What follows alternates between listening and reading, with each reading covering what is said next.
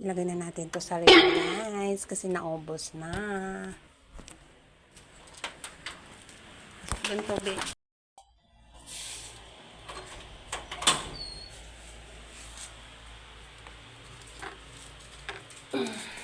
Tapos na yung dalawa.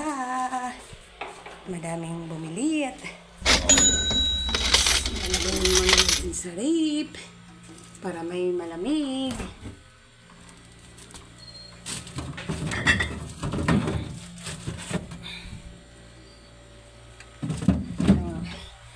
Dito na tayo maghanap buhay kay mahal ng mga bilihin.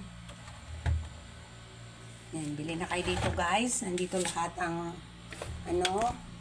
soft drinks na mga itlog. Bili na kayo sa mga paninda ni Kamad. Kailan natin kumayod kasi hindi ka naman kumayod.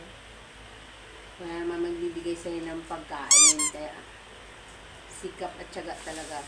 At hindi mo aasahan yung kita mo kasi kinikita mo ang bayad ng kuryente, tubig. O kung nangungupahan ka pa, magbabayad ka. O diba guys? Kaya dinidiscard ka para kahit papaano, sa piso-piso, may pandagdag ka sa mga bilihin. Ganun lang guys, ang sikreto para mabuhay tayo sa pang-araw-araw.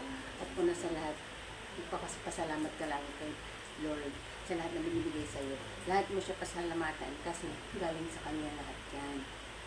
Kumbaga tayo lang yung namumuhunan, pero lahat ng mga binibigay kay Lord, mga para sa atin, sa needs natin, galing sa Kanya lahat yan. Yun lang guys, maraming salamat!